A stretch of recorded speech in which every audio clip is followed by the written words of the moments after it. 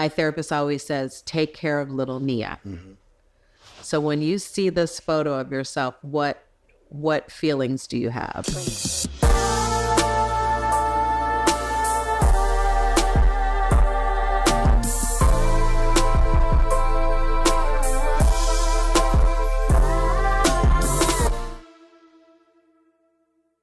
My grandmother was very religious. Mm-hmm. She made me go to church and Sunday school and Easter speeches and all that. I didn't realize it then. I just went because I was supposed to be going. Yeah. Right? But it came to some points in my life where things just happened that was so real that there was nowhere else to go but with God. What was the activation moment of trauma for you?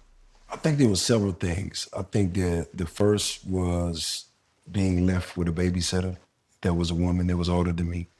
That was older, and her, touching and doing things to me that don't normally happen to kids. Right? Like molesting. Right, basically. Yeah. So I was introduced to sex at a very young age. Really young? Yeah.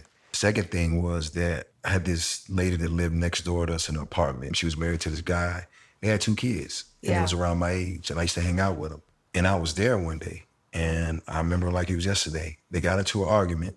Yeah. And me and the little boys was playing in the room, and I heard them, and I heard that saying before, you wait till I get back. I'll be right back. And I kind of looked at the boys. I'm like, yo, and sure enough, he came running upstairs, and he went in the closet, right? Mm-hmm. And when he was going in the closet, he was fumbling through the closet, and I saw when he pulled it out, it was like a big, had to be like a silver 357. Oh, my God. And I looked at them, and I immediately was like, yo, we got to hide. Yeah. But why did you know to hide? Because I had been around that before growing up. Mm-hmm. So I went and climbed under the sink in the bathroom and hid. Mm-hmm. And I heard some yelling, and all I heard was, pow, pow, pow. He killed the wife? He didn't kill her. He shot her like 4 times. Oh, my God. Right? And he ran, left us there. My mom and dad came looking for me. Eventually, they found me under the sink when the police and everything was there. But I just, they just stuck with me, right? Mm. And before I was 8, I had already accepted this is the norm, right? I was already desensitized. And at 8 years old? Yeah, I was already thinking like, okay, this is what life is. And it gave me this thing to always protect myself, right? Yeah. Because nothing felt safe. Right. Do you have siblings at this point? My brother died when we was younger. What did it do to your mother? My mother had a very toxic relationship. You and your mom? Yes. My sister's my little sister, right? Yeah. But I call her my little big sister because she's probably the only person that can talk sense into me. My relationship with my father was probably very toxic. How so? Well, because he wasn't there. Okay. I didn't have the example of what a family was supposed to look like. Right. The first thing before you marry someone, it's like, well, what is his relationship like with his mother?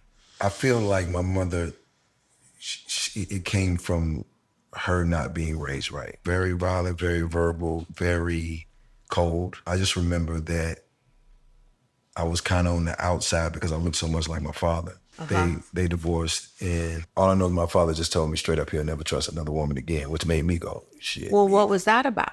Because whatever happened between them hurt him. So one was not feeling safe and protected when you were molested. Right. 2 was a void of love and compassion and acceptance from your mom. Yeah. And then the third one was, okay, now I'm going to completely disconnect from myself here because there is no love here. And I'm going to go to the streets and I'm going to hustle and I'm going to make money and I'm going to prove that I'm worthy of this love and I'm going to be somebody. Right. When I left my mother's house, I had to be around 13, 14 maybe. Yeah. And the reason why I left because she pulled a gun on me. Right. Okay. And basically told me you're going to either do what I say, I'm going to take you out of this world type thing.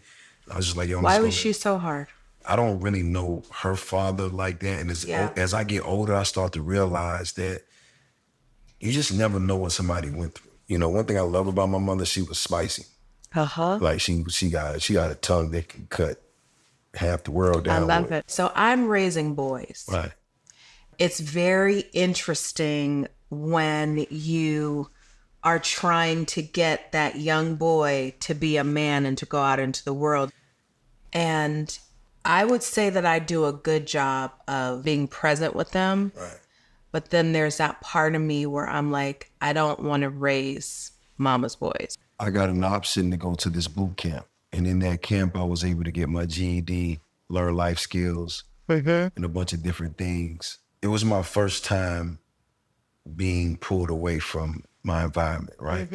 So it definitely gave me time to think about, you know, what I wanted to do with my life, where I wanted to go. And it was a different type of experience because it was like a lot of structure, something that I wasn't used to. And it's crazy because I'll never forget, it was one of the times that I was there and I was getting ready to get out. But I remember we went on a field trip because it was near water. And I remember just being on a military ship, like, you know, because the waves are crashing against it. I was just like, I don't want to go back home. I might just should jump over. Really? Yeah. And I thought about it a few times. It was surreal. That's probably the only time in my life where I ever felt that low, that I felt like this could be the end for me. Yeah. And, you know, I buckled back down. I came home. And I definitely turned my hustle up. Like I just went about it as a business. And this is around the time that I had my son. And he made me focus on becoming a man. We are born as beings meant to be here to love. Right. That's the crazy thing though, because as I sit here at 46, I can tell you that. Yeah. But I can't honestly tell you that I've experienced love. Like, especially non-conditional. Like I couldn't tell you that. It was always something to it. Right? Well, maybe you had to get open to it first to heal it, to attract it. Well, I mean, you know, when you're coming up in a family, right? There should be at least a baseline of health. Yes. Right? And just healthy, you know, just conversation, right? And I can say that I probably got more love in the streets than I did when I was. And that's one of the reasons why I love my grandmother so much, because she was the only person that I can recall.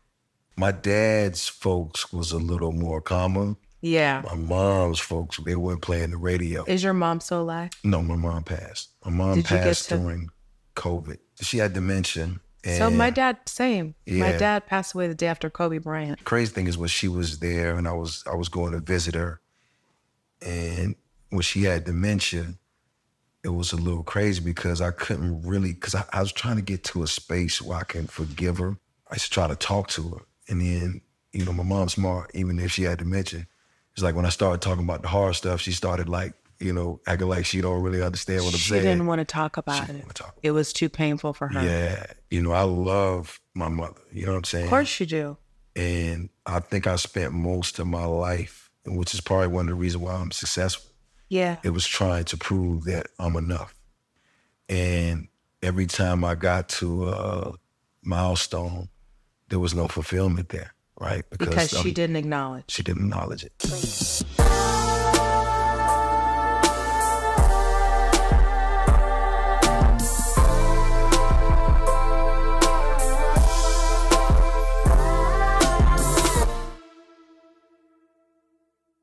I can't say this. You know, lately I've definitely been on my journey, so I've done a lot of work. One of my uncles just passed, and he's one of my favorite uncles. Everybody who knows my music know I talk about him. He's my first uncle that gave me $20. And I flipped it a zillion times, and that's how I'm here. Yeah. And his name was Bo Slick, and he gave me his disability check. Well, he passed last month. And that must have been tough.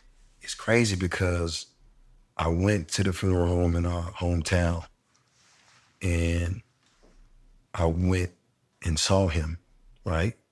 And I hadn't seen him in a while. And he had a smirk on his face, and I was like, "Live it Slick, he's still giving him hell, boy. He think it's funny." Yeah. He gone, but it's crazy because he was laying in the exact same place, the last place I saw my mom. And so on the way back, I tell my driver, I give him an address, and I say, "Yo, take me to this address." And we pull up, it's like an old church.